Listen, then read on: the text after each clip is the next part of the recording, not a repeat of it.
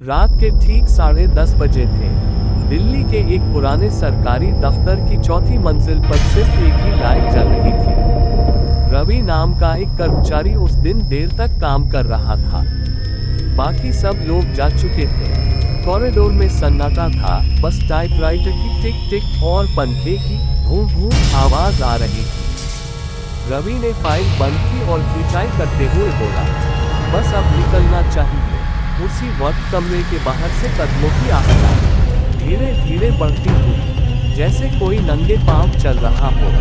उसने सोचा शायद चौकीदार होगा, पर जब उसने दरवाजा खोला तो सामने कोई नहीं था।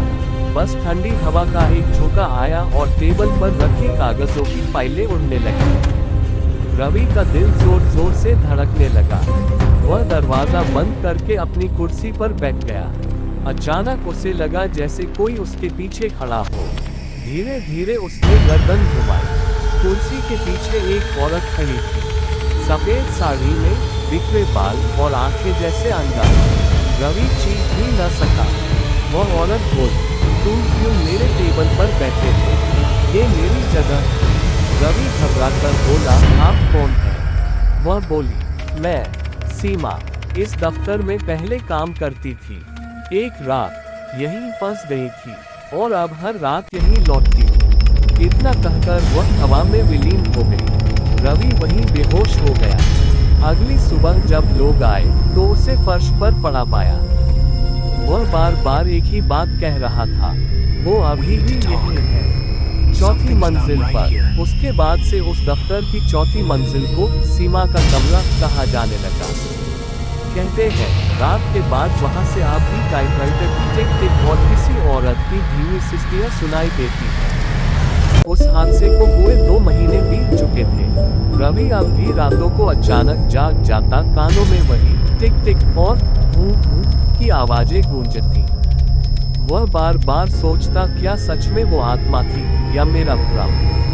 एक शाम वह हिम्मत करके फिर उसी पुराने सरकारी दफ्तर पहुंचा। चौकीदार ने उसे देखकर कहा, साहब आप फिर रात में ऊपर मत जाइए, वहाँ कुछ ठीक नहीं है।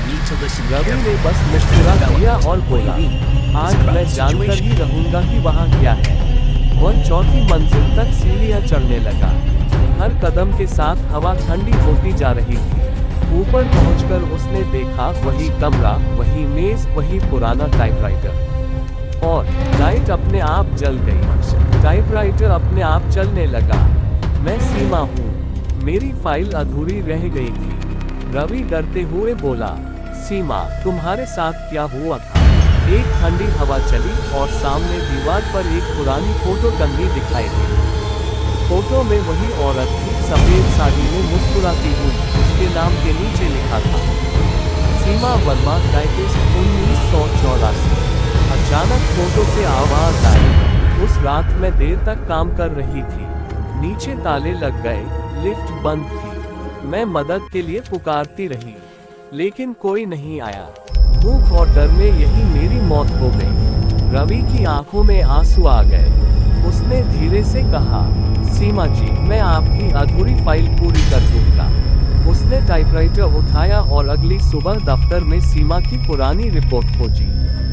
वह सरकारी अनाथालय की फाइल थी जो कभी पूरी नहीं हुई थी। रवि ने उसे पूरा किया और फाइल पर सीमा का नाम लिखा। पूरा किया रवि कुमार की ओर से। उस रात चौथी मंजिल पर फिर लाइट जली, लेकिन इस बार किसी की सिस्टी नहीं आई।